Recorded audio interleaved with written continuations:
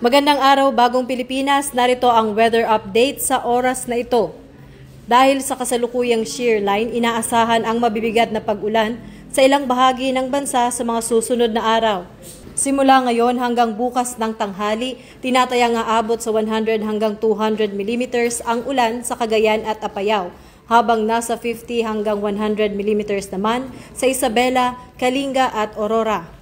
Mula bukas ng tanghali hanggang Biyernes ng tanghali, patuloy ang malalakas na pag-ulan na may 100 hanggang 200 mm sa Cagayan at 50 to 100 mm sa Isabela at Apayao.